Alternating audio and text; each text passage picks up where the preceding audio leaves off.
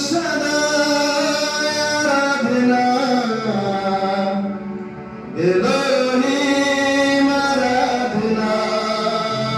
अपने हाथों को उठाकर अदोनाय आराधना, यीशुआ आराधना, सदाय आराधना, एलोहीम आराधना, अदोनाय आराधना, यीशुआ आराधना।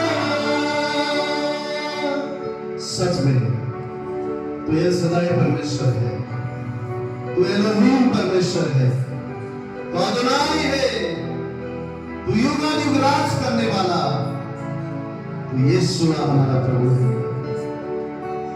हम तेरी महिमा करते हैं। तेरे जैसा कौन है जो मेरा भला करे, मेरा भरोसा सिर्फ तुझ पर प्रभु।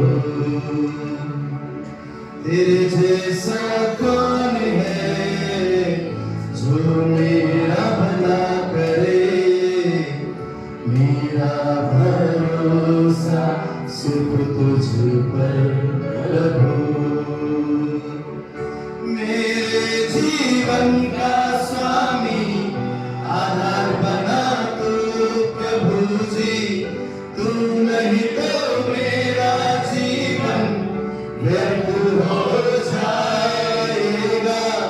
मेरे जीवन का स्वामी आधार बना तू प्रभु जी, तू नहीं तो मेरा जीवन व्यर्थ हो जाएगा।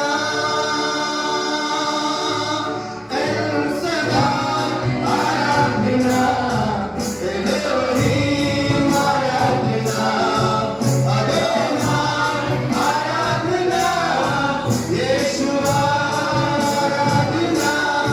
एल सदाई आराधना, एलोहीम आराधना, अदोनाय आराधना, यीशुआ आराधना। सब मिलके तेरे जैसा कौन है,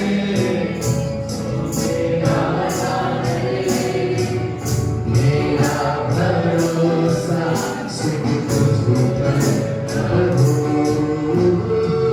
तेरे जैसा कौन है जो मेरा भला करे, मेरा भरोसा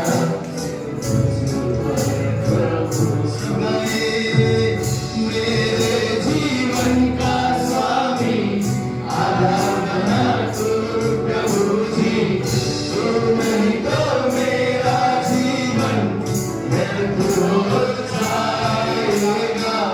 मेरे जीवन का स्वामी आधार बना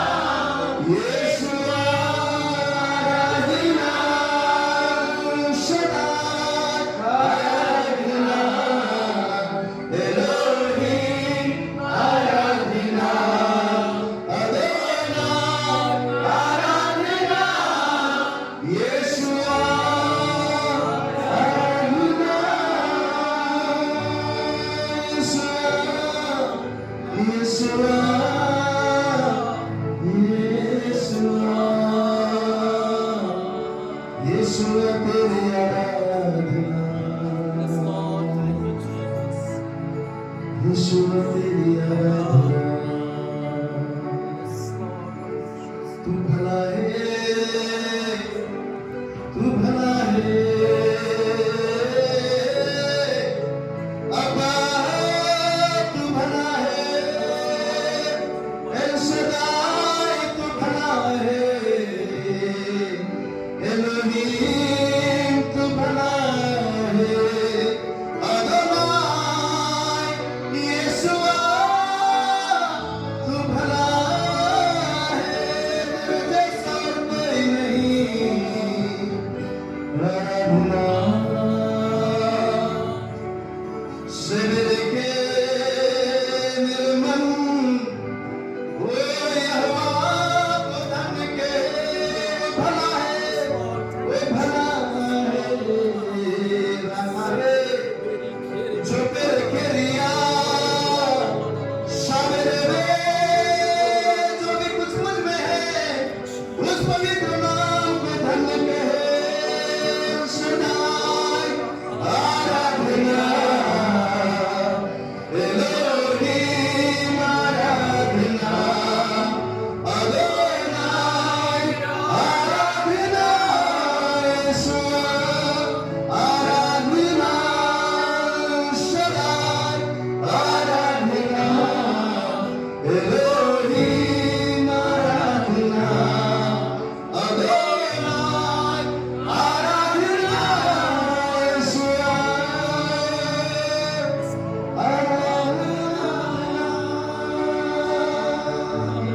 आपका एक उत्तम आले उस प्रभु यीशु मसीह के पवित्र नाम में। कितने जन परमेश्वर के आनंद को अपने जीवन में हमेशा के लिए चाहते हैं? हालेलुया। वो यीशु मसीह ने क्या कहा? हे बोझ से दबे हुए लोग मेरे पास आओ, अपने बोझ को मुझे दो और मैं तुम्हें क्या दूंगा? विश्राम दूंगा। यीशु मसीह विश्राम देने के लिए आए हैं, लेकिन कई बार हमारे जीवन में हम उस विश्राम में नहीं जी सकते हैं। उसका ये अर्थ है क्योंकि बहुत बार उस बोझ को लेकर हम खुद चलना चाहते हैं, उस बोझ को लेकर, और उस बोझ का अर्थ हम क्या समझते हैं कि जिम्मेवारी है और ये मैं ही उठाऊंगा, ये मेरे लिए ही है। और हम सारे प्रकार की परेशानी को, सारी प्रकार की तकलीफ को हम क्या करते हैं? सर पे लेकर खुद लेकर चलना चाहते हैं। लेकिन यीशु मसीह ने कहा मैं उस बोझ को लेना चाहता हूँ और मैं तुम्हें विश्राम देना चाहता हूँ। अगर उसके विश्राम हमें चाहिए तो हमें अपना बोझ देना जरूरी है, और वो परमेश्वर हमारी बोझ लेने के लिए आया है, हमारे बोझ को लेकर लेने के लिए आया है। तो क्यों ना हम उस क्रूस के पास आज हमारे जीवन के सारे बोझों को डाल दें और उसके आनंद को अपने जीवन में हम घोषित करें कि प्रभु तेरा आनंद मेरी ताकत है, तेरा आनंद मेरी ताकत है। आज मैं मेरे बोझ को तेरे ऊपर डालकर मैं तेरे आनंद को चुन लेता हूँ, मैं तेरे आनंद को चुन लेता हूँ, उस आनंद को मेरे जीवन में ले लेता हूँ। तो मैं चाहता हूँ कि इस समय हमारे सारे बोझ, क्यों ना आप ऐसे सोचते हैं कि ये बोझ कोई नहीं समझ सकता, उस बोझ को परमेश्वर आपका पिता समझता है। आप उस बोझ को उस क्रूस पर डालिए, आज यीशु मसीह के हाथ में सौंप दीजिए और उस खुदा से कहिए प्रभु आज मैं तेरे आनंद में जीना चाहता हूँ, क्योंकि तेरा आनंद मेरी ताकत है, तेरा आनंद मेरी ताकत है। और परमेश्वर का वचन कहता है जो परमेश्वर ताकत देता है उसके द्वारा हम सब कुछ कर सकते हैं। उस सामर्थ को पाने के लिए हमें उसके आनंद की जरूरत है, उस आनंद को पाने के लिए हमारे बोझ को उस क्रूस के पास देना जरूरी है। तो आइए हम सब उस नाम की महिमा करें, उस नाम की तारीफ करें और अपने जो भी बोझ है उस क्रूस पर आप चढ़ा दें और उस खुदा के आनंद को अपने जीवन में ले लें। बड़े आनंद के साथ, तालियों के साथ आइए हम सब मिलकर इस गीत को गाएंगे। आनंद वाजवा टाली चला जाऊं ख्रिस्त जवळे।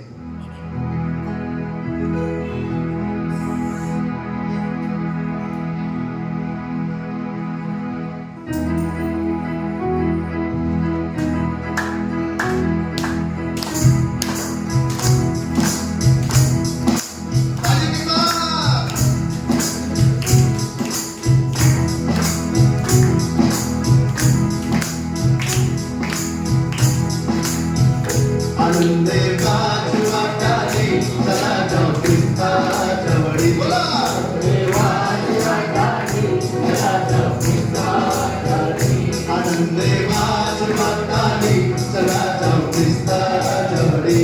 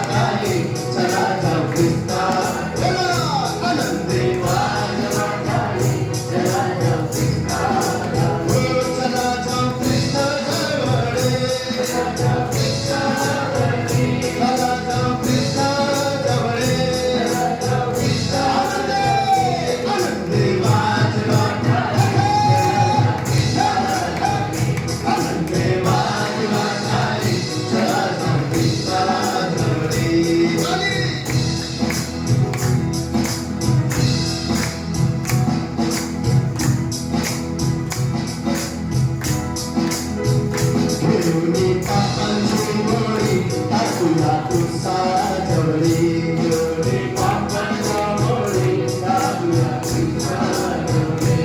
देवनी पापांची मोडी टाकूया क्रुसाजवळी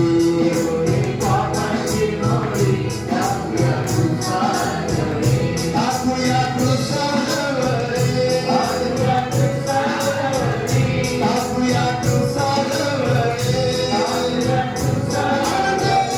आनंदी वाजवाटाली चला क्रिस्ताजवळी आनंदी वाजवाटाली चला क्रिस्ताजवळी क्रिस्त चढला क्रुसावरती मोडली पापांची नांगी क्रिस्त चढला क्रुसावरती मोडली पापांची नांगी क्रिस्त चढला क्रुसावरती मोडली पापांची नांगी क्रिस्त चढला मोडली पापांची नांगी मोडली पापांची नांगी मोडली पापांची नांगी मोडली पापांची नांगी मोडली पापांची नांगी आनंदी वाजवाटाली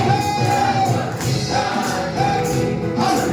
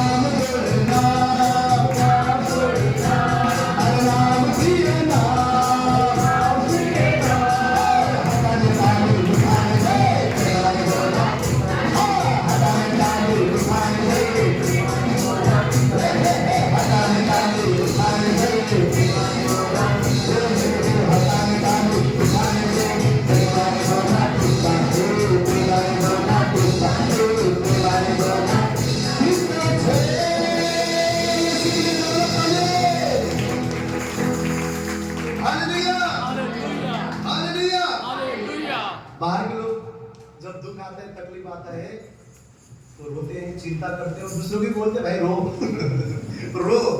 पर यीशु मसीह हमें क्या सिखाता पता है? तकलीफ के टाइम में, दुख के टाइम में यीशु मसीह परमेश्वर पर आनंद मनाओ बोलता है। आनंद मनाओ, उसकी जय जयकार करो, उसकी स्तुति करो, उसकी प्रशंसा करो, क्योंकि बाइबल बोलता है हर समय में उस खुदावन पर विश्वास करने वालों के लिए सारी बातें भलाई भलाई भलाई भलाई और भलाई ही को लेकर आता है। आमीन। वो जो विश्वास करता है वो कभी भी दुखी नहीं हो सकता। उसको पता है इस आंधी और तूफान से भी मेरे परमेश्वर की महिमा होने वाली है। उसको पता है मेरे जीवन के हर हालत और परिस्थिति में भी मेरे खुदावन की महिमा होने वाला है। वो जानता है मेरे परमेश्वर ने मेरे जीवन में सब कुछ उसकी महिमा के लिए किया। हालेलुया। विश्वास के साथ आज हम उस खुदावन की तारीफ और महिमा करते हुए आए हैं। आगे भी हम परमेश्वर से कहेंगे प्रभु सच में मेरे जीवन के काले समुद्र में अगर कोई मार्ग बना सकता है तो तू है।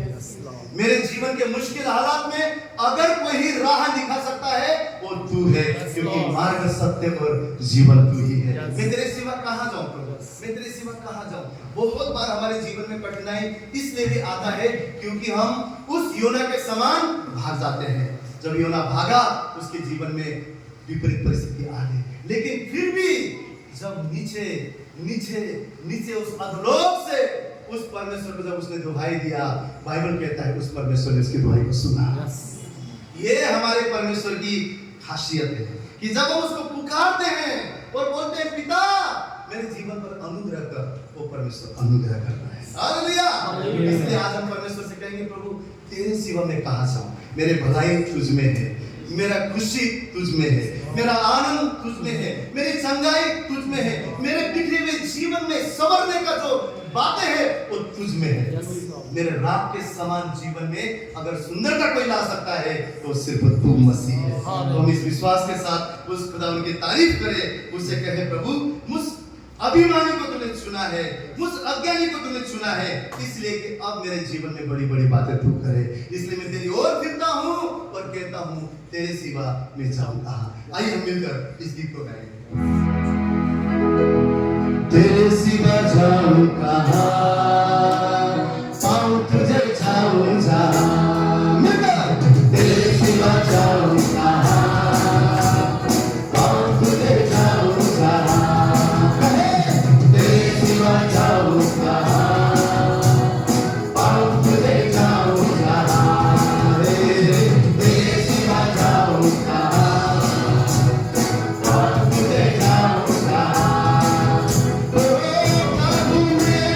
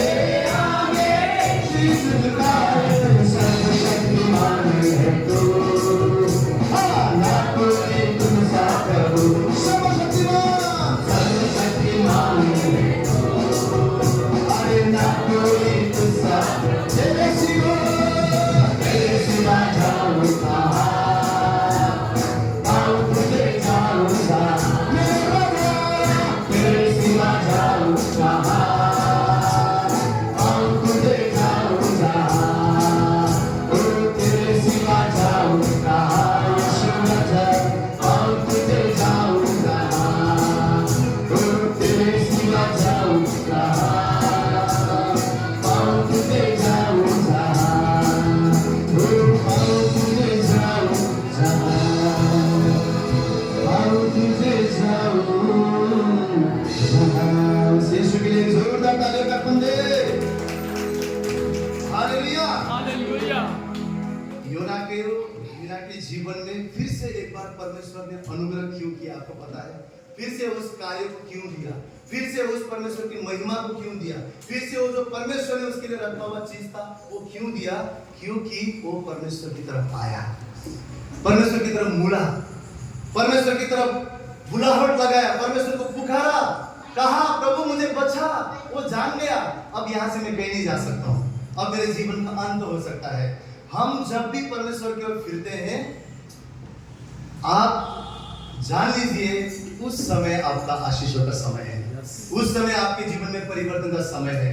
परमेश्वर हमेशा अपने बाहें फैलाकर इसी बात में रहता है कि मेरा संतान मेरी ओर फिरे, मुझे पुकारे, मुझे बुलाए, मेरी ओर अपनी दृष्टि करे, मेरी ओर देखे, और परमेश्वर फिर से आपके बिखरा हुआ जीवन को वापस पहले से भी सुंदर बना सकता है, क्योंकि ये परमेश्वर की इच्छा है कि हम उसकी तरफ मुड़े, उससे कहे प्रभु मुझे तेरी सहारा की जरूरत है, मैं अपने आप में कुछ भी नहीं कर सकता हूँ, मेरे जीवन में मैं कुछ भी नहीं हूँ, पर तू आता है, तेरा बल आता है, तेरा सामर्थ्य आता है, तेरा महान उपस्थिति जब मेरे जीवन में आ जाता है तो मेरे जीवन के हालात बदलने लगता है, मैं सब कुछ कर सकता हूँ इस संसार में।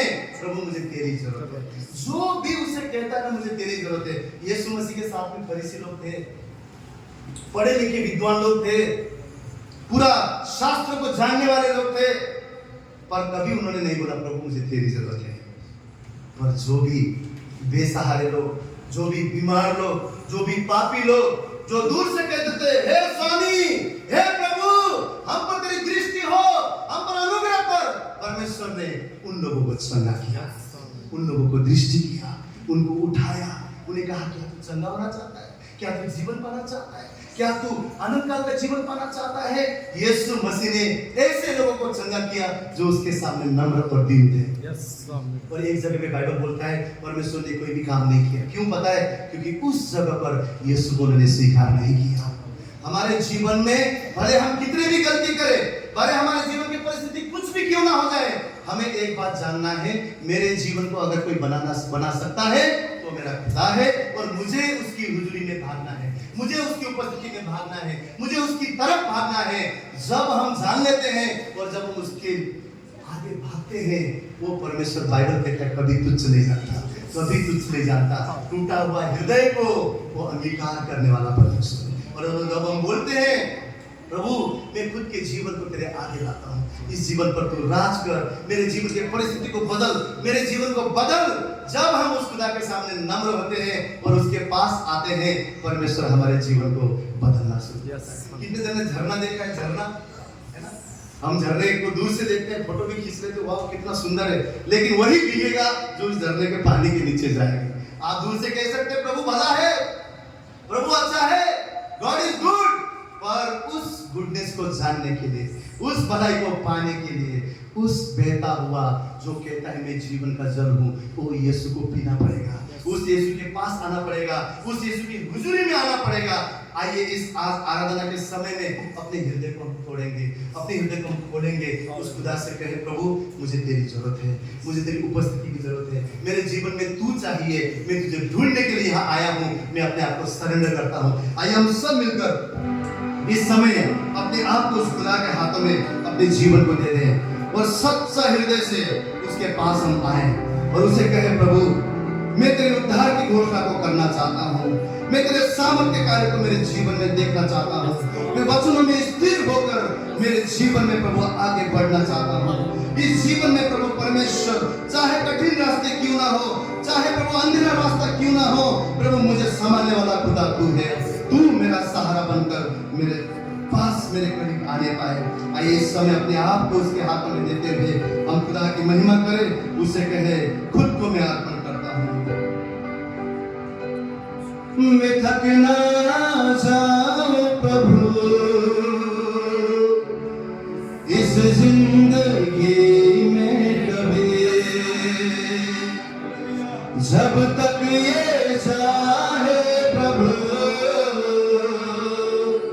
संग तेरे रहना है।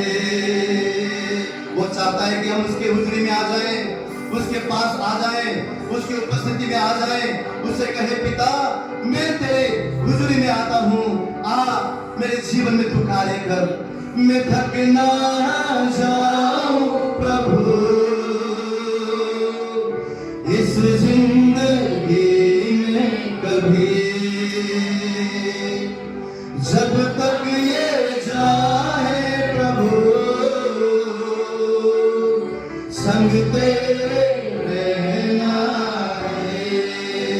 सब गाए खुद को मैं देता हूँ, पूरे दिल से अर्पण करता हूँ, तुम्हारे के हाथों में बर्तन समा मुझको बना दे तू मेरे प्रभु, खुद को मैं देता हूँ, पूरे दिल से अर्पण करता हूँ, तुम्हारे हाथों में बर्तन समा मुझको बना दे तू मेरे प्रभु, मैं थक ना जाऊं प्रभु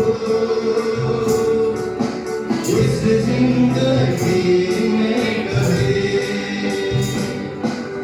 जब तक ये जाए प्रभु संग तेरे रहना है। मैं थक ना जाऊं, मैं थक ना जाऊं प्रभु, संग गाए इस जिंदगी में कभी, जब तक ये जाए प्रभु संग तेरे रहना है। ओ अनुग्रह दे तेरी आत्मा से ताकि बना रहूं मैं सर्वदा, अनुग्रह दे तेरी आत्मा से ताकि बना रहूं मैं सर्वदा, अपनी जान दी है तुम्हें यीशु में तेरा हूँ,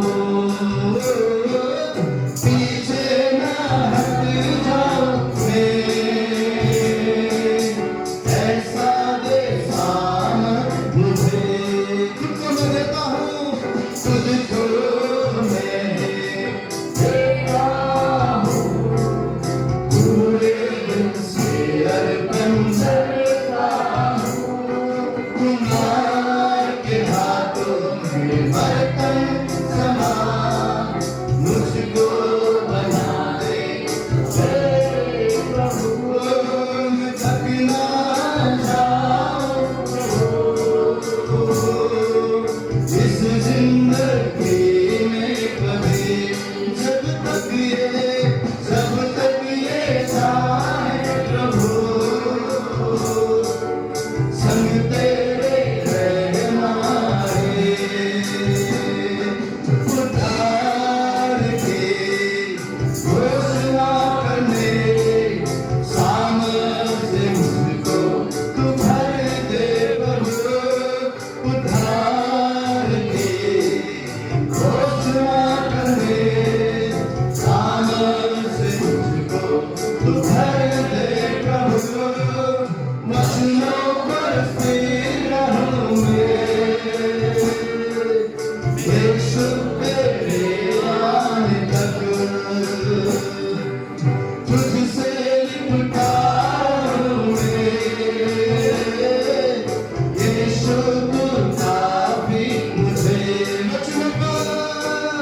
वचनों पर स्थिर रहूं मैं, ओ यीशु तेरे आने तक तुझसे लिपटा हूं मैं, यीशु तू काफी मुझे, कोई गाए खुद को मैं देता हूँ, पूरे दिल से अर्पण करता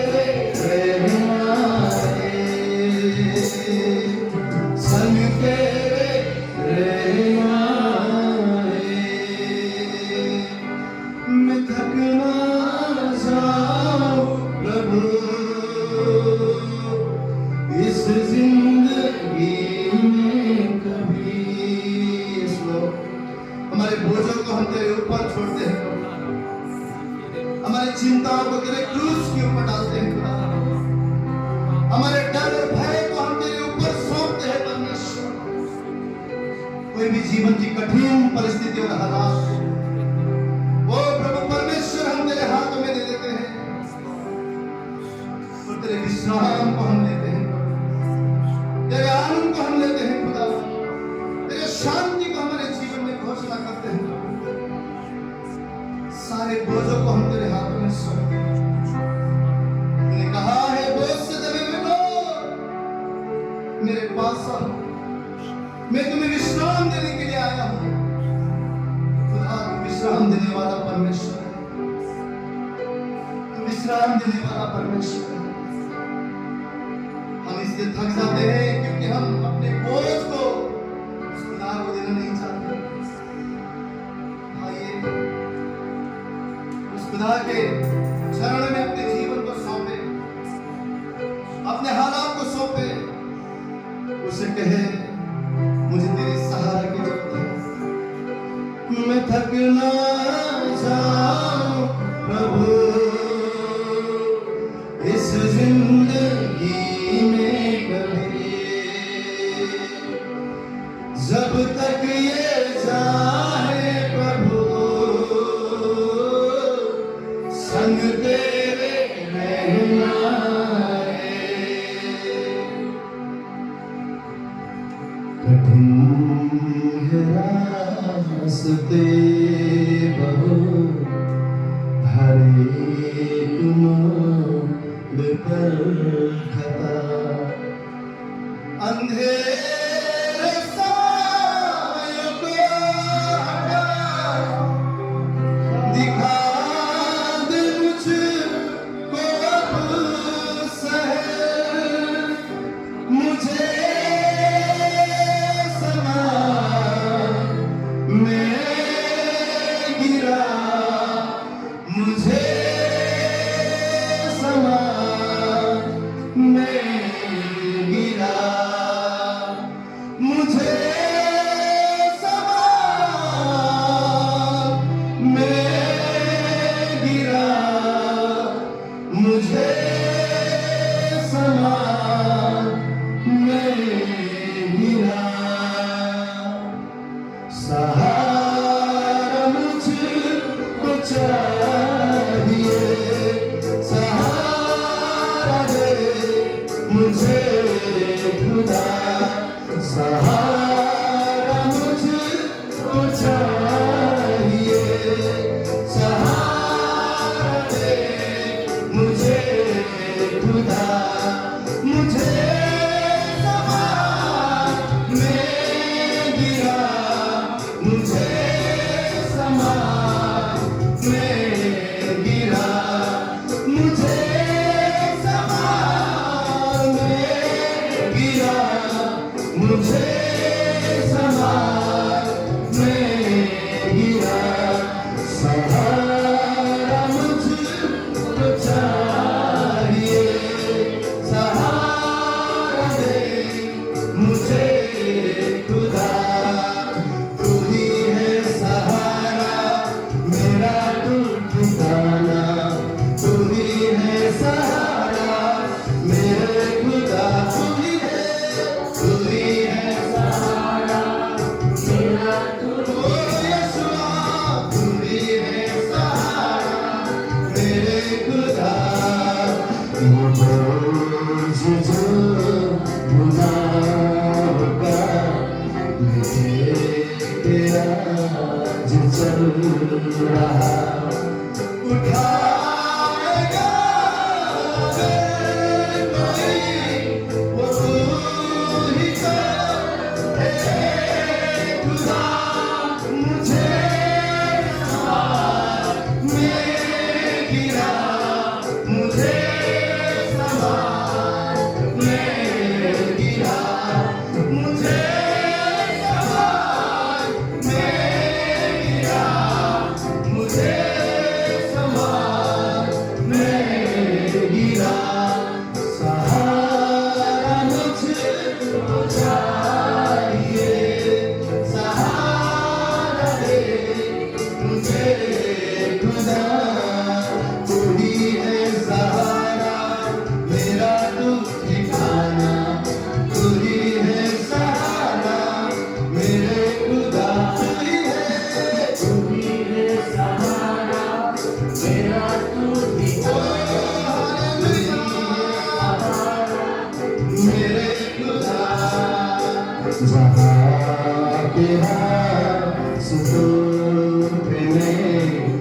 अकेला चल न पाऊंगा। अगर तो चलना चाहूंगी फिसल के गिर मैं जाऊंगा। मुझे सवार में गिरा, मुझे सवार में गिरा, मुझे सवार में गिरा, मुझे सवार में गिरा। सहारा मुझको चाहिए, सहारा दे मुझे खुदा। सहारा मुझको चाहिए, सहारा दे मुझे खुदा।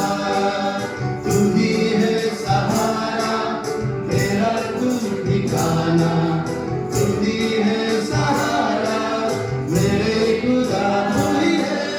तू ही है सहारा मेरा, तू ठिकाना। तू ही है सहारा मेरे खुदा। तू ही है सहारा मेरा, तू ठिकाना। तू ही है सहारा मेरे खुदा। तू ही है सहारा मेरा, तू ठिकाना। तू ही है सहारा मेरे खुदा। तू ही है सहारा मेरा, तू ठिकाना। तू ही है सहारा मेरे खुदा। तू ही है सहारा मेरा, तू ठिकाना। तू ही है सहारा मेरे खुदा। जहाँ तेरा सुतों में अकेला चल न पाऊंगा। अगर जो चलना चाहूंगी फिसल के मैं जाऊंगा। मुझे सवार में गिरा, मुझे सवार में गिरा, मुझे सवार में गिरा, मुझे सवार में गिरा। सहारा मुझको चाहिए, सहारा दे मुझे खुदा। सहारा मुझको चाहिए, सहारा दे मुझे खुदा।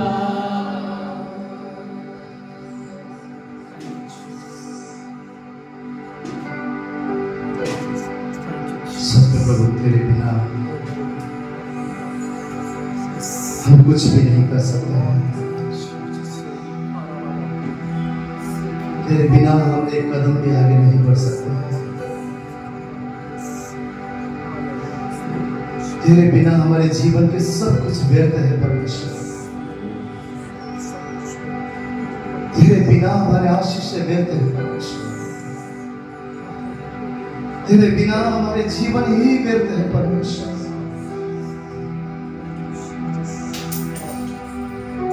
तू हमारे जीवन का आधार है, तू हमारे जीवन का सुंदरता है, तू हमारे जीवन का खुशी है, तू हमारी चंगाई है, तू हमारे चुपने की जगह है, तू हमें शांति देने वाला परमेश्वर है। हमारे रात के समान परिस्थिति को बदल कर हमारे जीवन को सुंदर बनाने वाला तू परमेश्वर है। समुद्र को डुबाने वाला, हमारे लिए कठिन बातों को सरल करने वाला तू परमेश्वर है। तू हमारा उम्मीद है प्रभु, तू हमारी आशा है, तू हमारा भरोसा है खुदा। हम तेरे लिए दौड़ते हैं, तेरी ओर दौड़ते हैं परमेश्वर, तेरी ओर भागते हैं खुदा, क्योंकि हम जानते हैं तेरे बिना हमारी सुरक्षा कहीं नहीं। तू हमारा रक्षक है, तू हमारे प्राण का रक्षा करने वाला खुदा, तू हमारे जीवन में नया जीवन देने वाला परमेश्वर है। हम तेरी ओर दौड़ते हैं प्रभु, दौड़ना चाहते हैं, अपने आप को नम्र करते हैं, दीन करते हैं प्रभु। तेरे बिना हम कुछ नहीं प्रभु, हमें तेरी सहारा की जरूरत है, हमें तेरी बल की जरूरत है, हमें तेरी चंगाई की जरूरत है, हमें तेरे प्रभु तेरे महा आनंद की जरूरत है, हमें तेरी बाहें की जरूरत है प्रभु, जिस बाहों में हमें शांति मिलता है, जिस बाहों में हम प्रभु पनाह को पाते हैं, जिस बाहों में प्रभु हम वो सुरक्षा को महसूस करते हैं। हमें तेरी जरूरत है प्रभु, तेरी जरूरत, तेरी ओर दौड़ते हैं। इस जीवन को बना दे परमेश्वर, हमारे जीवन को बना दे खुदा, अपने हाथों में लेकर नया आकार दे,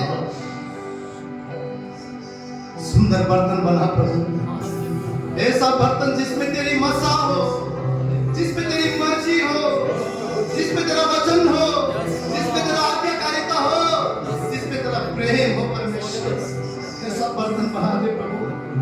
हमें तोड़ खुदा, हम तेरे हाथ में संवरना चाहते हैं प्रभु, तेरे हाथों में बने रहना चाहते हैं, तेरे अधीन हो अपने आप को लाते हैं खुदा। सहारा मुझको चाहिए, सहारा दे मुझे खुदा। तेरे अलावा और कोई सहारा नहीं दे सकता, तेरे अलावा और कोई जीवन नहीं दे सकता, तेरे अलावा और कोई हमें उठा नहीं सकता खुदा। तू ही हमसे प्रेम करने वाला परमेश्वर है। मुझे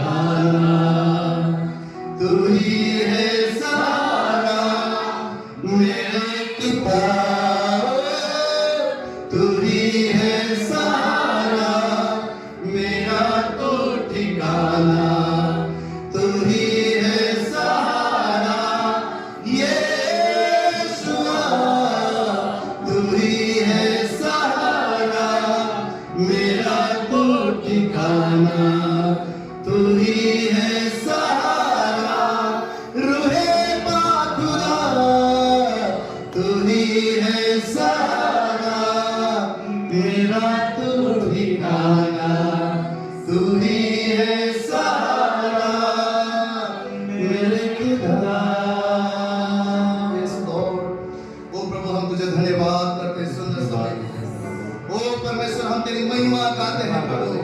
ए खुदा तू हमारा सहारा है, ए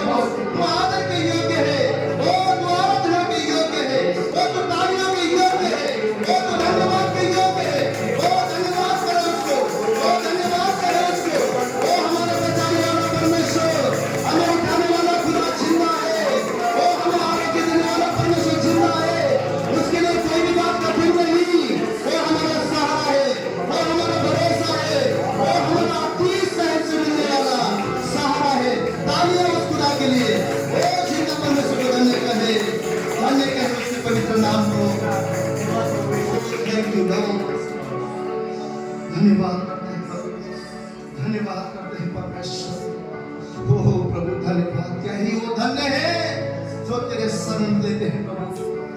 वो तेरा वचन कहता है जो तुझ पर ईमान रखते हैं वो धन्य है, तुझ पर जो भरोसा करते हो धन्य है। प्रभु उनका मुंह कभी काला नहीं होगा, परंतु तू अपना प्रकाश उनके ऊपर चमकाएगा। ओ परमेश्वर, हम कुछ नहीं, हम सर हैं, हम हारे में नहीं, हम जयवंत से भी बढ़कर हैं। ओ परमेश्वर, हम प्रभु पापी नहीं, परंतु तेरी धार्मिकता हमारे ऊपर है खुदा। ओ परमेश्वर, तू जय देने वाला खुदा, तूने प्रभु हमें जयवंत से भी बढ़कर बनाया। ओ अब्राहम के आशीष हमारे आशीष है खुदा। तेरे प्रभु वादे हमारे जीवन में हाँ और आमीन के साथ है खुदा।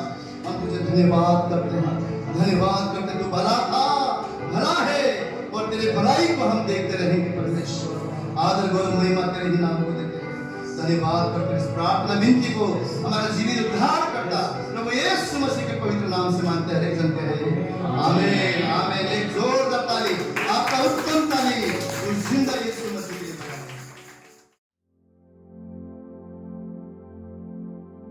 मत्ती का 16वां अध्याय और उसके 13वें वचन से अगर हम देखें तो यहाँ पर लिखा हुआ है कि यीशु मसीह जब कैसरिया में आए तो फिलिप्पी प्रदेश में आकर अपने चेलों से पूछने लगे, लोग मनुष्य के पुत्र को क्या कहते हैं? उन्होंने कहा, कुछ तो यूहन्ना बपतिस्मा देने वाला कहते हैं, चेले बोल रहे हैं, और कुछ एलिया और कुछ यिर्मयाह या भविष्यवक्ता में से कोई एक कहते हैं। उसने उनसे कहा, परंतु तुम मुझे क्या कहते हो? शामोन पतरस ने उत्तर दिया, तू जीवते परमेश्वर का पुत्र मसीह है। यीशु मसीह पूछ रहे हैं कि क्या कहते हैं लोग मेरे बारे में, मैं कौन हूँ? तुम क्या कहते हो मेरे बारे में, मैं कौन हूँ? और वो बता रहे हैं। और शामोन पतरस क्या कहता है कि तू जीवते परमेश्वर का पुत्र मसीह है। यीशु ने उसको उत्तर दिया, ये शामोन, योना के पुत्र, तू धन्य है, क्योंकि मांस और लहू ने नहीं, परंतु मेरे पिता ने जो स्वर्ग में है यह बात तुझ पर प्रकट की है। यीशु मसीह कह रहे हैं ये बात मामूली बात नहीं है जो तुझ पर प्रकट हुई है, और ये ऐसे ही नहीं तूने बोल दिया। ये बात कहाँ से तुझ पर जाहिर हुई है? मेरे पिता ने जो स्वर्ग में है यह बात तुझ पर प्रकट की है। और अगर हम 20वां वचन देखें तो वहां लिखा है, तब यीशु ने चेलों को चिताया कि किसी से ना कहना कि मैं मसीह हूँ। एक बात प्रकट की शामोन ने कि तू कौन है? जीवते परमेश्वर का पुत्र मसीह है। तो यीशु मसीह उन्हें वार्निंग दे रहे हैं, कह रहे हैं कि बस चुप, किसी को ना कहना कि मैं मसीह हूँ। क्यों यीशु मसीह को यहाँ ये बात कहनी पड़ी कि किसी को मत कहना कि मैं कौन हूँ? तुम जान गए हो, बस अपने तक रखो। क्योंकि यीशु मसीह एक मकसद के साथ, एक पर्पस के साथ, एक प्लान के साथ इस धरती पर आए थे। परमेश्वर ने एक योजना बनाई थी यीशु मसीह के लिए, एक मकसद दिया था उनकी लाइफ में कि तुम्हें जाकर क्या करना है। और यीशु मसीह यहाँ कह रहे हैं, जो मैं हूँ ना, वो बात किसी को बताना मत कि मैं कौन हूँ। मत बताना मुझे किसी को कि मैं कौन हूँ, क्योंकि जो मेरे जीवन का मकसद है ना, जो मेरे जीवन का पर्पस है, जिसके लिए मुझे भेजा गया है, ये जो फरीसी हैं, ये मुझे मार डालना चाहते हैं। ये उस समय से पहले, मेरे मकसद का जो टाइम कराया गया है उससे पहले मुझे मार डालना चाहेंगे। इसलिए मैं नहीं चाहता ये बात जाहिर हो जाए कि मैं कौन हूँ, तुम जान गए हो, इसलिए अब तुम चुप रहना। हमारी लाइफ में दो तरह के लोग होते हैं, कुछ ऐसे जिन्हें हम सब कुछ बताना चाहते हैं और कुछ ऐसे जिनसे हम कुछ छुपाना चाहते हैं। मसीह जीवन का भी यही मूल्य है। हमारे जीवन में दो तरह के जो लोग हैं, जिन पर बातें आत्मा प्रकट कर देता है, उन्हें ही हम बताएं, और जिनको हमसे कोई मतलब नहीं है, परमेश्वर कहता है उनसे बातें छुपा के रखना। चेलों को यीशु ने बता दिया, पर चेलों को वार्निंग भी दे रहे हैं, किसी को मत कहना मैं कौन हूँ, किसी को मत बताना मैं कौन हूँ, क्योंकि उनके पास एक मकसद था। जो मेरा मकसद है, जो मेरे जीवन का प्लान है, अगर ये किसी को पता चल गया तो कोई है जो उसे मार डालना चाहता है, कोई है जो उसे रोकना चाहता है, कोई है जो समय से पहले वहां आकर कुछ ना कुछ बीच में डालेगा। हम में से बहुतों के पास अपने जीवन के प्लान होंगे, है हमारे पास प्लान, हम सब योजनाएं बनाते हैं, मेरे जीवन की ये योजना है, मेरे जीवन का ये प्लान है, मेरे जीवन की ये मेरा मकसद है। अगर हमारे पास मकसद नहीं है ना, तो हम बिना मंजिल के चल रहे हैं, कभी यहाँ कभी वहां, कभी इधर मुड़ गए कभी उधर मुड़ गए। एक जीवन में मकसद होना बहुत जरूरी है, और ये मकसद यीशु मसीह को किसने दिया? पिता ने दिया।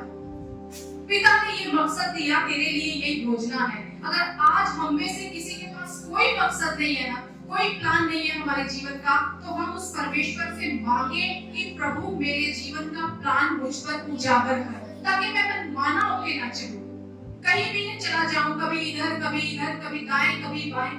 एक मंजिल हो जिसको देखकर मैं चलता रहूं, क्योंकि बिना मंजिल के हम कहीं भी नहीं पहुंच सकते और कहीं जा भी नहीं सकते।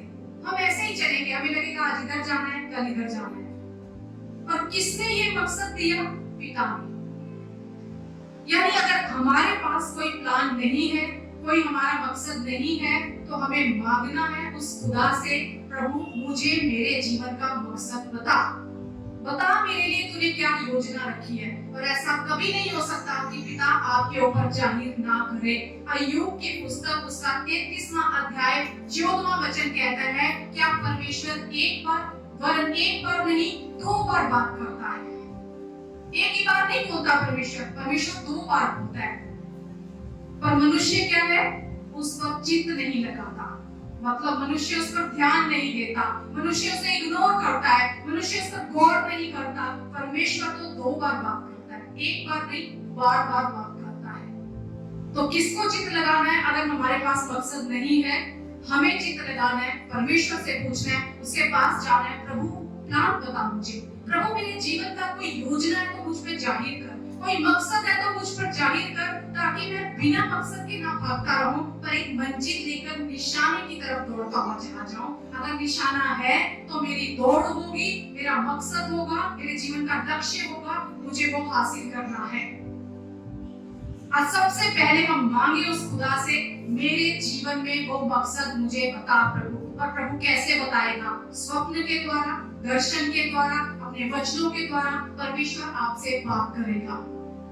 परमेश्वर आपसे बात करेगा अपने सपनों के द्वारा। अगर आप पाना चाहते हैं मकसद, तो उस खुदा से कहिए, प्रभु बात कर मुझे, बात कर मुझे स्वप्न दे, मुझे दर्शन दे प्रभु, मैं देखना चाहता हूँ तूने मेरे लिए क्या रखा है। बाइबल में हम देखते हैं एक व्यक्ति है यूसुफ। परमेश्वर ने उससे बात की, उसके जीवन का उसे मकसद दिखाया। उत्पत्ति की पुस्तक उसका 37वां अध्याय अगर हम सब निकालें, वहां लिखा है याकूब का जो 12 बेटे हैं उनमें से यूसुफ है, वो 17 वर्ष का था जब उसे एक स्वप्न आता है। और क्या लिखा हुआ है कि उसने एक स्वप्न देखा। 37वें अध्याय को आप नोट कर लीजिए, आप घर पर जाके सब इसमें से पढ़ना, मैं इसी में से बोल रही हूँ। यूसुफ ने एक स्वप्न देखा, और उसने क्या स्वप्न देखा? 7वें वचन में लिखा है, वो कहता है, हम लोग खेत में फूले बांध रहे हैं, और क्या देखता हूँ कि मेरा फूला उठकर सीधा खड़ा हो गया। तब तुम्हारे फूलों ने मेरे फूले को चारों तरफ से घेर लिया और उसे दंडवत किया। और उसके भाई, तब आगे कहता है, तब उसके भाइयों ने उससे कहा, क्या सचमुच तू हमारे ऊपर राज्य करेगा? पहला सपना वो क्या देख रहा है? उसका वो फूले बांध रहे हैं और उसके फूले के आगे बाकी सबके फूले झुक रहे हैं। फिर वचन लिखा है, 10वें वचन में लिखा है, 9वें वचन में, फिर उसने एक और स्वप्न देखा और अपने भाइयों से उसका भी यूं वर्णन किया, सुनो मैंने एक और स्वप्न देखा है कि सूर्य और चंद्रमा और 11 तारे मुझे दंडवत कर रहे हैं। एक स्वप्न देखा, फिर एक और स्वप्न देखा। पर जो पहला स्वप्न देखा और फिर दूसरा स्वप्न देखा, तो दूसरा सपना उसके पहले सपने को कंफर्म कर रहा है। उसने एक ही सपना, एक ही बात, एक ही स्वप्न का अर्थ 2 बार देखा, मतलब कंफर्मेशन, मतलब प्रभुता करने वाला सपना।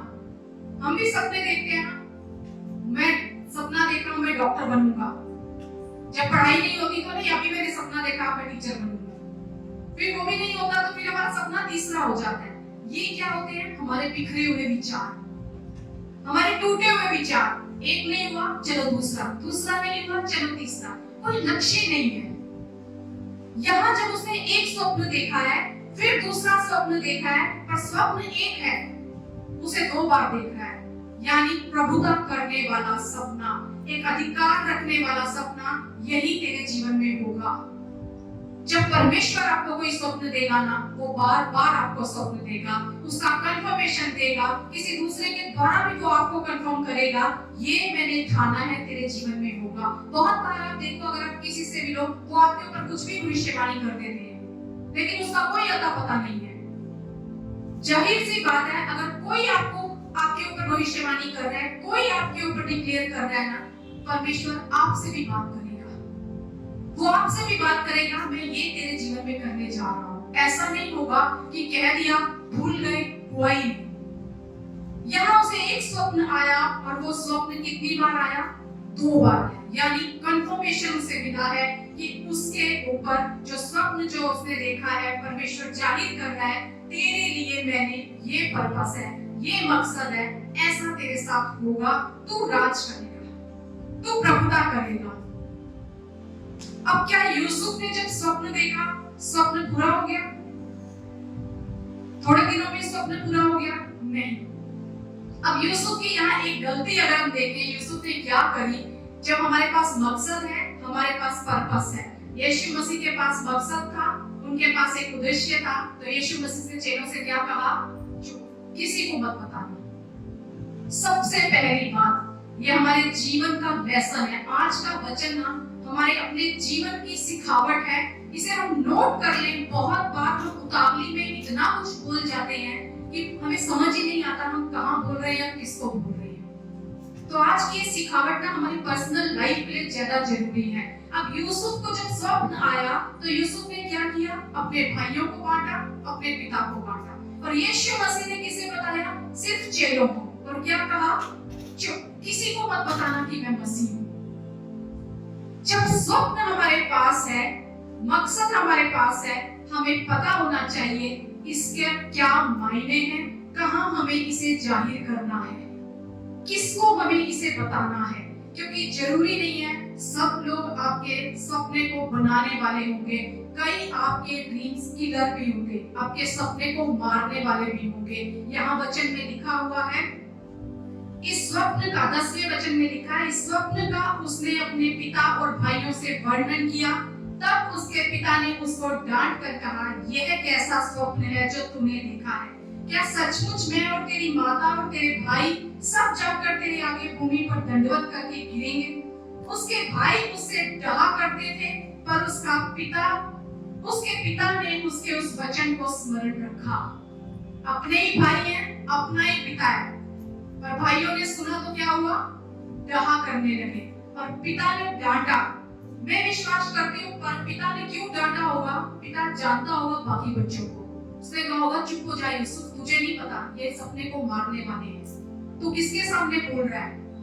भाइयों ने डहा करनी शुरू करी, और पिता ने उस वचन को स्मरण रखा।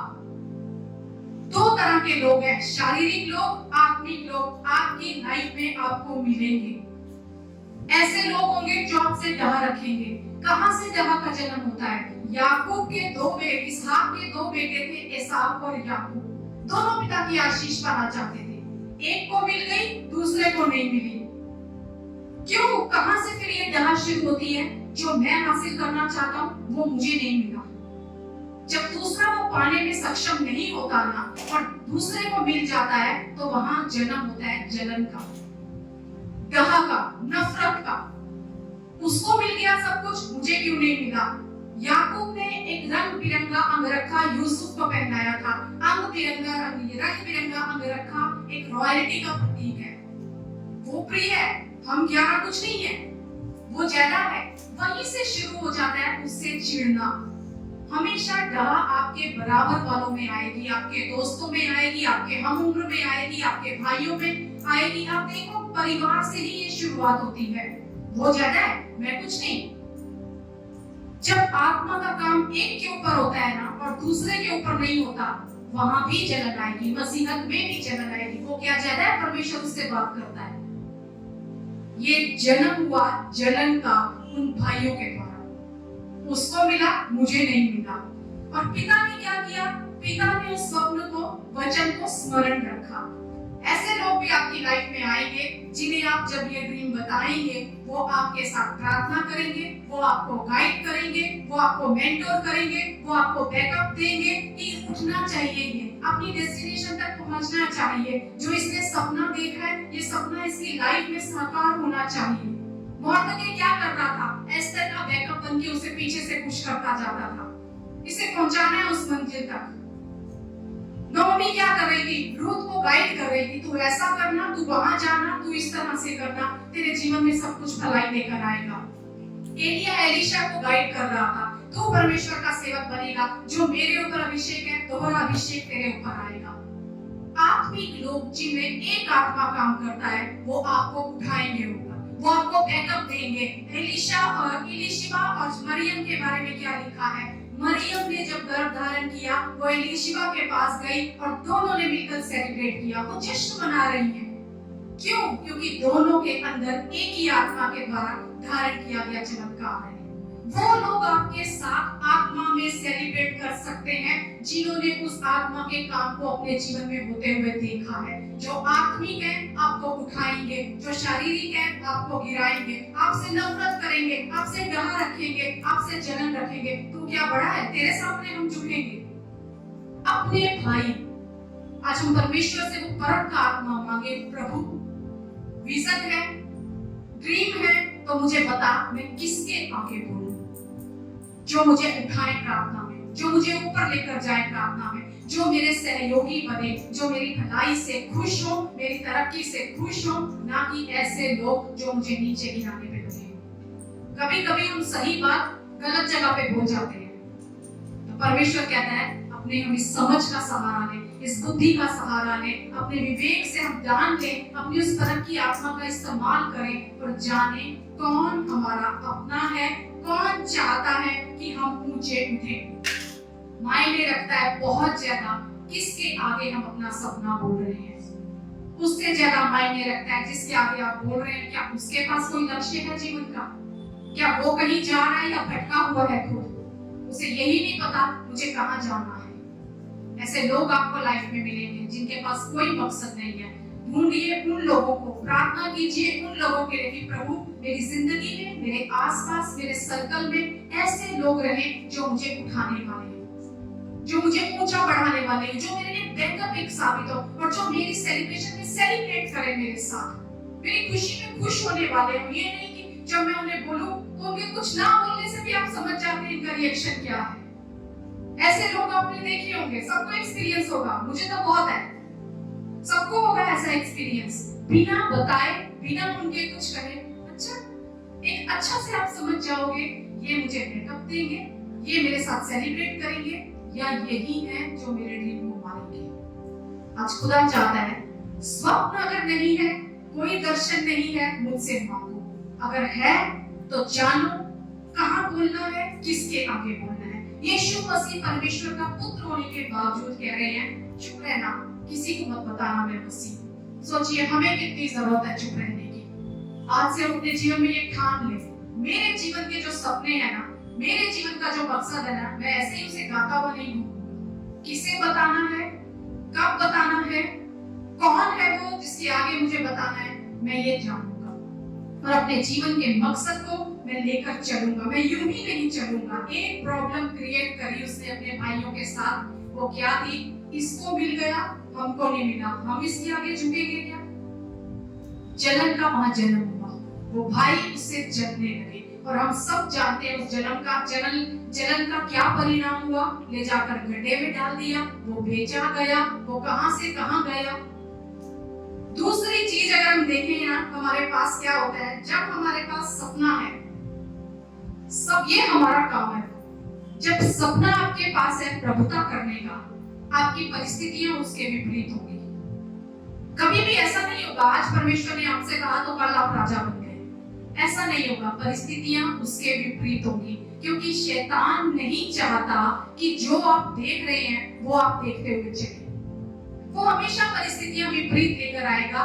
यूसुफ ने जब ये देखा तो यूसुफ उससे बड़े परिस्थितियों में जाने लग गया, वो गड्ढे में पहुंच गया। पर जरूरी है हम उन विपरीत परिस्थितियों में कौन सी परिस्थितियों को देख रहे हैं। यूसुफ क्या देख रहा था? जो उसने स्वप्न में देखा था, जिसमें से वो जा रहा है वो नहीं देख रहा था, जहां उसे जाना है वो देख रहा था। बहुत जरूरी है जब हमारे पास कोई कोई सपना है ना, याद रखें परिस्थितियां विपरीत ही आएंगी। ऐसा नहीं होगा कि दूसरे दिन से ही हमारे लिए रास्ता सरल हो जाएगा।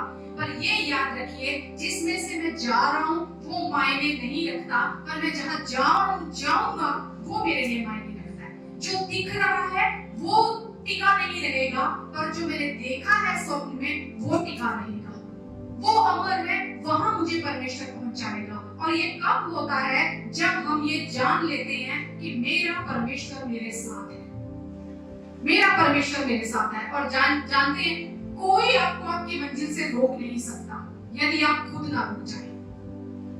यदि खुद ना रुक जाए तो कोई आपको नहीं रोकेगा। हाँ, रोकने वाला आएगा जरूर आपके रास्ते में, वो रोकना जरूर चाहेगा आपको कि किसी भी तरह से आपके रास्ते को रोका जाए, आप उस मंजिल तक ना पहुंचे। क्योंकि जो स्वप्न है, जो दर्शन है, जो एक उद्देश्य है, जो मकसद है, वो ऐसे ही पूरा नहीं होता। उसकी एक प्रोसीजर है, उसकी एक प्रोसेस में से आपको निकलकर जाना पड़ेगा। कुछ कायदे हैं, कुछ कानून है, कुछ नियम है, आपको उसके थ्रू होकर ही जाना पड़ेगा। डायरेक्ट आज सपना दिया, कल पूरा हो गया। कई बार हम समझते हैं बपतिस्मा ले लिया तो सब सही हो गया, फिर हम पास्टर को जाके बोलते कुछ भी तो ठीक नहीं हुआ, प्रभु में आए हैं कुछ भी ठीक नहीं हुआ। अरे प्रभु में आना कोई जादू की छड़ी घुमाना नहीं है, उसका एक प्रोसेस है जो आपके ऊपर काम करेगा। जब आपके ऊपर काम करेगा, जब आप उसमें काम करेंगे, तब आप उस सफलता को अपने जीवन में देखेंगे। तब आप देखेंगे कि प्रभु में आने के बाद मैंने क्या किया। ऐसा नहीं मैं तो वैसा ही रहूंगा और परमेश्वर मुझे बदलता जाए। परमेश्वर नहीं बदल सकता जब तक हमारी इच्छा नहीं होगी, जब तक हम चाहेंगे नहीं, जब तक हम सुधरना नहीं चाहेंगे। अगर हम वहीं बैठे रहना चाहते हैं, कोई हमें जबरदस्ती बाहर वहां से नहीं निकाल सकता। और कौन है जो हमें हमारे सपने से रोकता है? एक मंजिल पे जाने के लिए, एक रास्ते पे पहुंचने के लिए हमारे रास्ते में बहुत सी रुकावटें हैं, बहुत सी रुकावटें हैं, बहुत से तीर उठेंगे। पर परमेश्वर का वचन कहते हैं जितने हथियार तेरी हानि के लिए बनाए जाएं, उनमें से कोई सफल ना होगा। अब कौन से हथियार हमारे लिए बनाए गए हैं? सबसे पहला हथियार जो शैतान हमारे खिलाफ उठाता है, वो हथियार है निराशा का हथियार। निराशा का हथियार, शैतान का सबसे पहला दाव है, वो आपको अकेला करेगा, अकेला करेगा। अगर आप जंगल में देखें, शिकारी को देखें, तो जब वो शिकार करने के लिए निकलता है, किसी शेर को देखो, किसी भी जानवर को देखो, तो वो जिसको दिखता है कि उस झुंड में से जो अकेला है ना, उसके ऊपर वो अटैक करता है। क्यों? क्योंकि उसे पता है कि अकेला है, इसकी कोई ताकत नहीं है, इसका कुछ नहीं है यहाँ पर। और अकेलापन हम कब महसूस करते हैं? सबसे बड़ा अकेलापन हमारे जीवन में तब आता है जब हमारे अपने हमारे खिलाफ हो जाते हैं। इससे बड़ा अकेलापन और कोई नहीं है। उसके भाइयों ने उसके ऊपर विश्वास नहीं किया, उन्होंने उसे सपना बताया, भाइयों ने विश्वास नहीं किया। भाइयों ने बोला वो मर गया, पिता ने विश्वास कर लिया, पिता ढूंढने भी नहीं गया, बस रोने लग गया। बेटों ने कहा भाई ये मुर्दा है उसका, वो मर चुका है, पिता भी बैठ के रोने लग गया। यूसुफ अकेला है बिल्कुल, वो वहां से बेचा गया, अकेला पोतीफर के वहां पहुंच गया, अकेला चल रहा है। निराशा हमारे जीवन में तभी आती है जब हमारे अपने हमारे पर विश्वास नहीं करते। यहाँ तक कि इस निराशा को यीशु मसीह के जीवन में भी शैतान लेकर आया, उसके अपने भाइयों ने उसके ऊपर विश्वास नहीं किया। तो ऐसा नहीं है कि निराशा मेरे जीवन में तो नहीं आएगी, सबके जीवन में। यीशु को भी उसमें से निकलना पड़ा, चेले भी उसमें से गए, आप भी उसमें से निकले होंगे।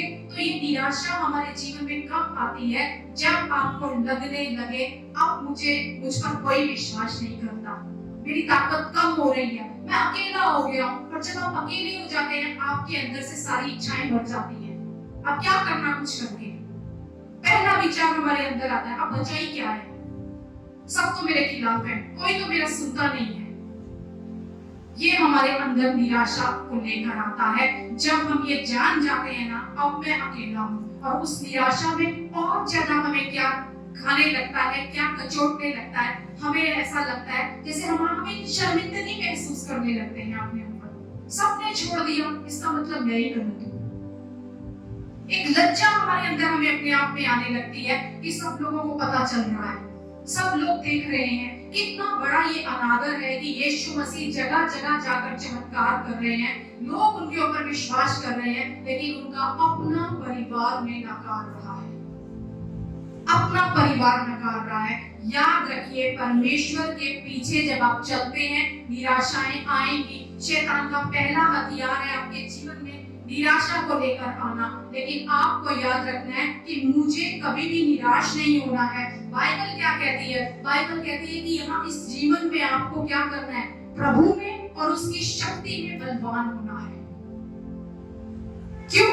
ताकि उसके हथियारों का सामना आप कर सको, उसके सामने आप खड़े रह सको, उसकी युक्तियों का सामना कर सको। यानी उसकी युक्तियां, शैतान की भी युक्ति है, और उस युक्तियों में से पहली युक्ति है आपको निराश करना, आपको अकेला करना, आपको अपने परिवार से बाहर करना, उस मसीह संगति से बाहर करना। आप देखिए, जब आपका मन थोड़ा ऐसे डामाडोल होता है, आपको सबसे पहले चर्च आने का ही मन नहीं करता, वो संगति अच्छी नहीं लगती।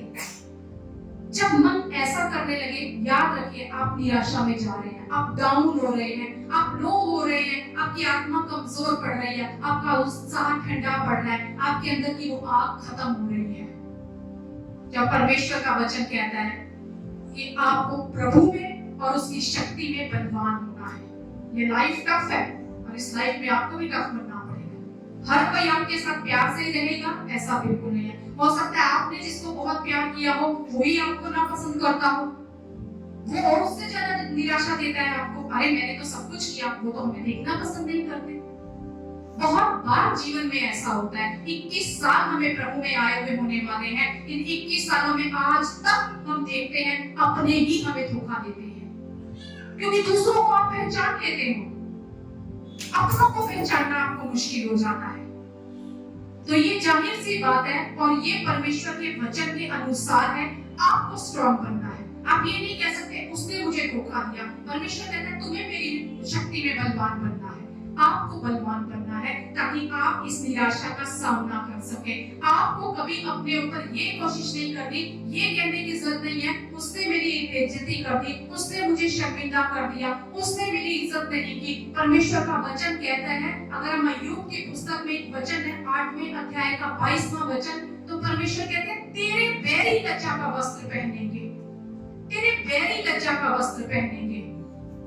और हम देखते हैं कि यूसुफ के साथ यही हुआ। जिन भाइयों ने उसके साथ अत्याचार किया, उसे लज्जा का वस्त्र पहनाया, वही भाइयों ने बाद में लज्जा का वस्त्र पहना। बैरी कोई भी होगा आपका, ये तो अपने हैं, उसके अपने थे उसके भाई, लेकिन उसके बैरी निकले, सबसे बड़े बैरी उसके भाई निकले। परमेश्वर का वचन हमें सिखा है निराशा आएगी, लेकिन आपको बलवान बनना है, आपको उसका सामना करना है। और दूसरी चीज वो हमारे जीवन में क्या लेकर आता है शैतान? जब हम उस रास्ते पर चल रहे हैं, अपनी मंजिल पर जा रहे हैं, वो हमारे जीवन में लेकर आएगा डिस्ट्रैक्शन, हमारा ध्यान भटकाएगा। क्यों? क्योंकि ये मंजिल तक पहुंच ना सके, ये उस ठिकाने तक पहुंच ना सके, ये वो हासिल ना कर ले जो ये करना चाहते हैं। और यही यूसुफ के साथ में हुआ। यूसुफ के सामने कौन सा डिस्ट्रैक्शन था? जब हम कहीं चलते हैं, सड़क पर चलते हैं, तो साइडों में बड़ी खूबसूरत सी चीजें हमें दिखाई देती हैं। ट्रेन से जाओ तो हम तो ट्रेन से बड़ी लंबी जर्नी जाते हैं, तो पहाड़ भी आते हैं, खेत भी आते हैं, अच्छी नदियां, नाले सब आते हैं। साइड अट्रैक्शन, इसको हम बोलेंगे साइड अट्रैक्शन। और वो साइड अट्रैक्शन क्या था? पोतीपर की पत्नी हर दिन उससे बात करती थी, हर दिन उससे बात करती थी। ये साइड अट्रैक्शन ऐसा नहीं है एक दिन आपके सामने आया और फिर चलो चला गया। रोज आपके सामने आएगा, रोज आपके सामने वो लुभाने वाली चीजें आएंगी, और आपको देखने में इतनी अच्छी लगेगी ना, आप कहेंगे यही बस अच्छी है। उसका एक ही काम है शैतान का, आपको भटकाना। अगर आपकी कमजोरी है, आप बड़ी आसानी से भटक जाते हैं, तो वो वही चीजें आपकी लाइफ में लेकर आएगा जिनसे आप भटकते हैं। अगर आपका इरादा पक्का है, तो आपका ध्यान भटकना नहीं चाहिए। अगर आपको पता है मुझे जाना कहाँ है, हमें पता होता है हमने यहाँ से टिकट लिया है, हमें पंजाब जाकर उतरना है, हम रास्ते में अच्छी जगह देख के उतर नहीं जाते, अरे ये कितना अच्छा, चलो यही उतर जाए। ऐसा नहीं हो सकता। जब हम एक जर्नी में हैं, हम सब एक यात्रा में हैं, हमें पता होना चाहिए हमारी मंजिल कहाँ है। कुछ भी देख के हम रास्ता भटक नहीं सकते। कुछ भी देख के हमें ये लुभावने वाली चीजें हैं, यही अच्छी लग रही है, चलो इधर, वो तो आपको दूसरे सपने दिखाएगा। अब्राहम के साथ क्या हुआ? अब्राहम को भी भटक गया बेचारा। वो एक अलग मुद्दा है, वो आगे टॉपिक आएगा। लेकिन परमेश्वर का वचन यहाँ हमें सिखा रहा है, ये पोतीफर की पत्नी, ये लुभावने वाली चीजें आपके जीवन में आएंगी, बचना आपको है। इतनी खूबसूरत बात यूसुफ कहता है ना, यूसुफ कहता है मैं परमेश्वर का अपराधी क्यों बनूं? उसके साथ वो कहती है ना, मेरे साथ सो, वो कहता है मैं क्यों परमेश्वर का अपराधी बनूं? जब हम उस ट्रैक से भटक जाते हैं ना, हम परमेश्वर के अपराधी बन जाते हैं। पहली चीज आती है लुभावने वाली बातें। दूसरी चीज आएगी हमारे रास्ते में स्टॉर्म, तूफान। मरकुस 4 में लिखा हुआ है, जब यीशु मसीह चेलों के साथ नाव में बैठ के झील पार करके जा रहे थे, उस झील में तूफान आ गया। यीशु सो रहे थे, चेले डर गए, यीशु उठे, यीशु ने उस नाव, आंधी और तूफान को डांटा और वो थम गए तूफान। क्यों तूफान आया? क्योंकि अगर हम मरकुस का 5वां अध्याय निकालें तो वहां क्या लिखा हुआ है, हम सब निकालेंगे मरकुस का 5वां अध्याय। मरकुस 5 में लिखा हुआ है कि यीशु वहां एक कार्य के लिए जा रहे थे, और वो कार्य क्या था? उन्हें झील के पार जाना था। वहां एक व्यक्ति था जिसमें अशुद्ध आत्मा थी, वह कब्रों में रहता था, सांकलों से भी बांध ना सकते थे उसको। बार-बार बेड़ियों और सांकलों से वो बांधा गया, पर वो उन्हें तोड़ देता था। लगातार दिन रात वो कब्रों और पहाड़ों में चिल्लाता और अपने को पत्थरों से घायल करता था। पर जब उसने यीशु को दूर से ही देखा आते हुए, दौड़ा और चिल्ला कर कहा, हे यीशु परम प्रधान परमेश्वर के पुत्र, तू मुझे तुझसे क्या काम? मैं तुझे परमेश्वर की शपथ देता हूँ, मुझे पीड़ा ना दे। कोई है, जब आप आगे बढ़ेंगे ना तो किसी को कष्ट होता है। आपके आगे बढ़ने से किसी को कष्ट होगा, वो कह रहा है मुझे पीड़ा मत दे। इसीलिए वो यीशु को वहां आने से पहले रोक रहा है उस तूफान को लाकर। लेकिन अगर आप यीशु मसीह के साथ हैं, यीशु मसीह आपकी नाव में है, तो याद रखिए आपके पास एक अधिकार है उस तूफान को डांटने का। यीशु ने क्या कहा चेलों से कि क्यों डरते हो? क्या तुम्हें अब तक विश्वास नहीं है? क्या तुम्हें अब तक नहीं पता यीशु तुम्हारे साथ है? तुम्हारे पास एक अथॉरिटी है, तुम इस आंधी तूफान को डांट सकते हो। जब आप आगे बढ़ेंगे अपनी मंजिल की तरफ, किसी को कष्ट होगा, किसी को पीड़ा होगी। और आगे क्या लिखा है? 8वें वचन में लिखा है, क्योंकि उसने उससे कहा था, ये अशुद्ध आत्मा इस मनुष्य में से निकल जाओ। क्या कहा था यीशु ने उसे? यहाँ से निकल जाओ। जब आप आगे बढ़ रहे हैं ना, किसी को अपना रास्ता छोड़ना पड़ रहा है, किसी को अपना घर छोड़ना पड़ रहा है, किसी को अपना ठिकाना छोड़ना पड़ रहा है, तो कोई नहीं चाहेगा आप आगे बढ़ें। वो आपको आगे बढ़ने से रोकेगा, वो आपको आपकी मंजिल पे पहुंचने से रोकेगा, क्योंकि उसे पता है ये मुझे कष्ट देकर आगे बढ़ेगा, ये मुझे मेरे घर से बेघर करके आगे बढ़ेगा, इसके पास अधिकार है। ये तूफान आपके जीवन में आएंगे, पर यीशु कहते हैं तुम्हारे पास अधिकार है, तूफानों को डांटो। तुम्हारे पास अधिकार है, इस शैतान का तुम सामना कर सकते हो। मेरे अधीन आओ और इस शैतान का सामना करो, तब वो भागेगा, तब वो भागेगा। ये डिस्ट्रैक्शन हमारे जीवन में आएगा। अट्रैक्शन डिस्ट्रैक्शन को लेकर आता है, और ये जो आपके जीवन में ध्यान भटकाना है, आपके रास्तों को रोकना है, आपकी मंजिल को रोकना है, ये कैसे रुकती है? तूफान लाकर रोकी जाती है। दुख आपके जीवन में आएगा। तूफान यूसुफ के जीवन में भी आया। जब वो पोतीफर की पत्नी के पास नहीं गया, क्या हुआ? उसने उसके ऊपर इल्जाम लगाए, उसने उसको जेल में भिजवा दिया। दुख से भरा जीवन वो वहां व्यतीत कर रहा है। लेकिन परमेश्वर का वचन अगर 2 कुरिन्थियंस उसके 4थे अध्याय में हम पढ़े तो वहां क्या लिखा हुआ है?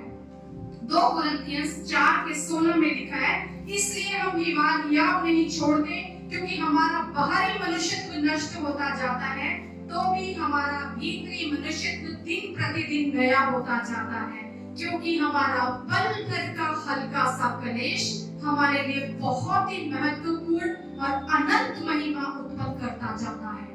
हमारा पल भर का हल्का सा कलेश क्या कर रहा है?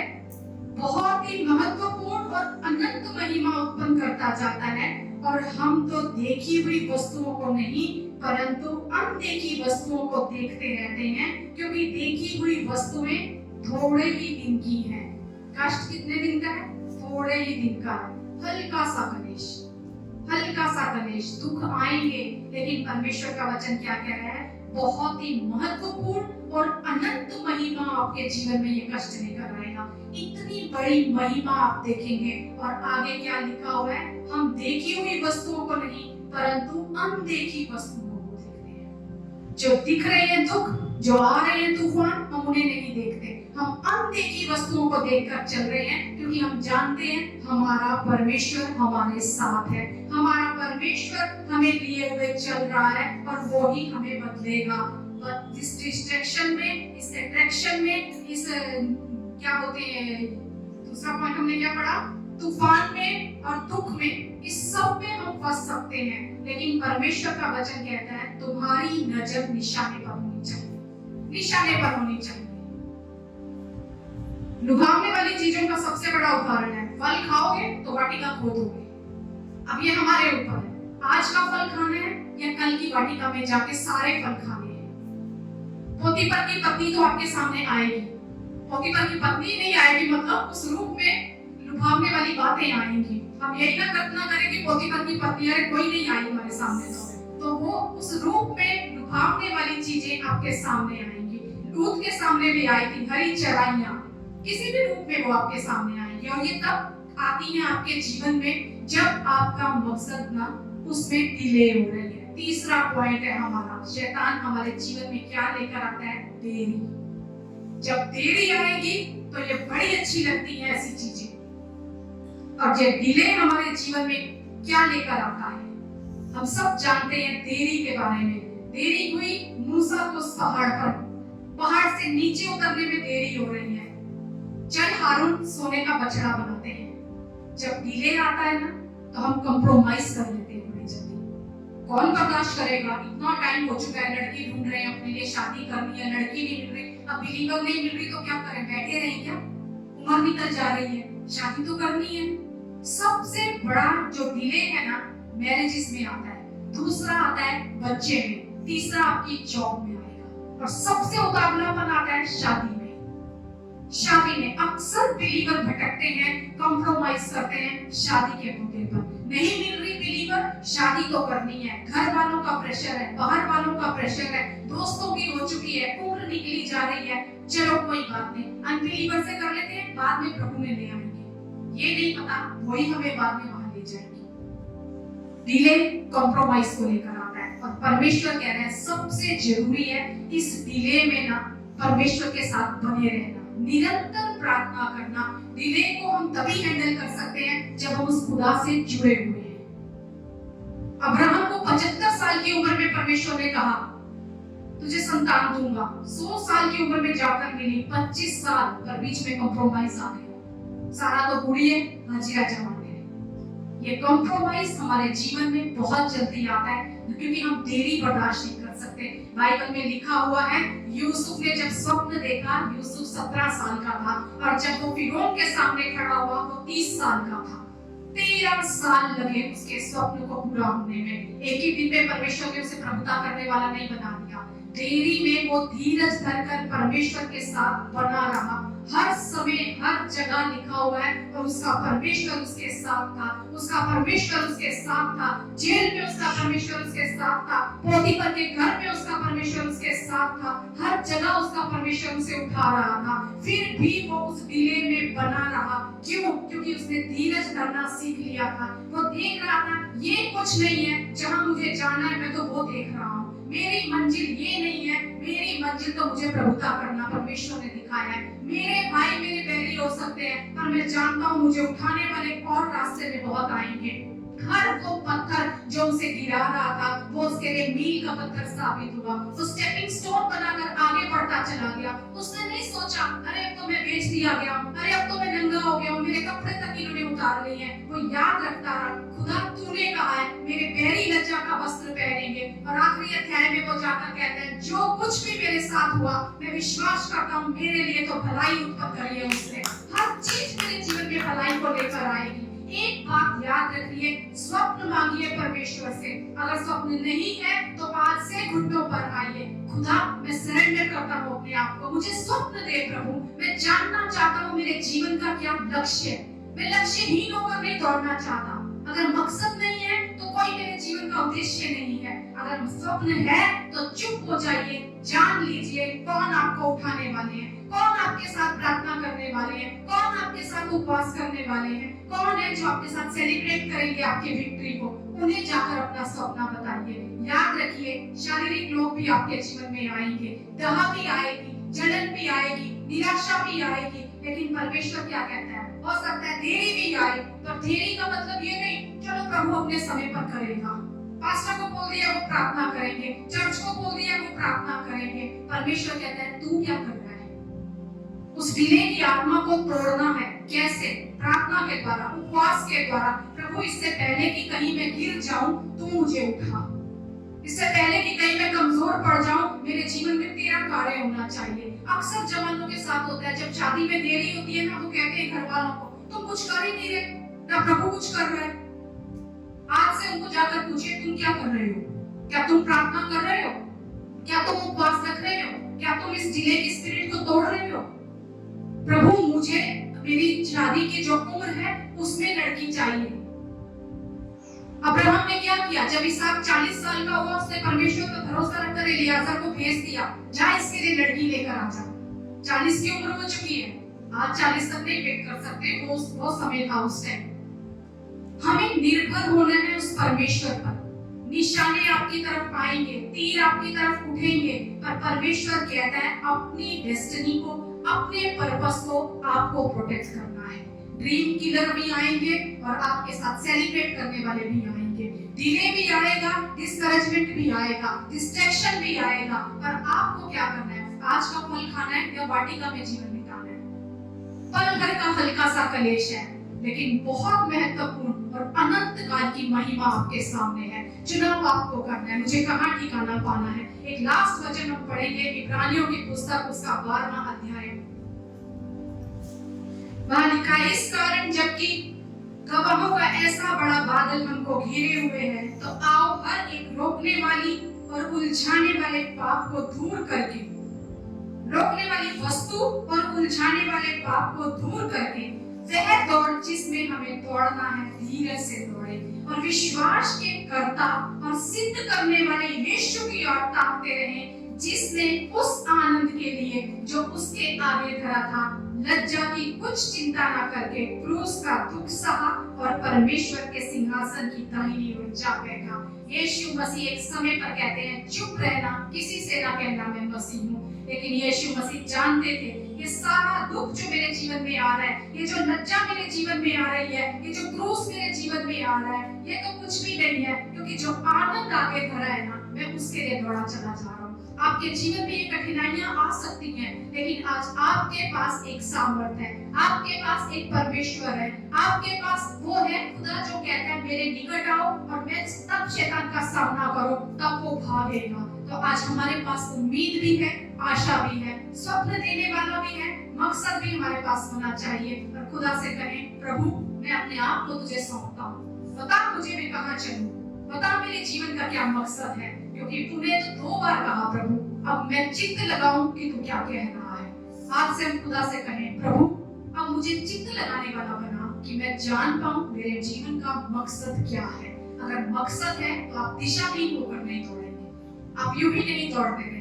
परमेश्वर इस वचन के द्वारा आज बहुत कुछ हमें सिखाना चाहता है। वो चाहता है मेरे पास मकसद है, पर तुम आओ और जानो उसे कि क्या है तुम्हारे जीवन का मकसद। विश्वास करती हूँ इस वचन के द्वारा आपने बल पाया होगा, और अगर आप कहीं कमजोर हैं तो भी परमेश्वर कहता है मेरी शक्ति में बलवंत होते जाओ। उसके पास सब कुछ है आपके लिए। यूसुफ का स्वप्न 13 साल लगे, लेकिन वो पूरा हुआ।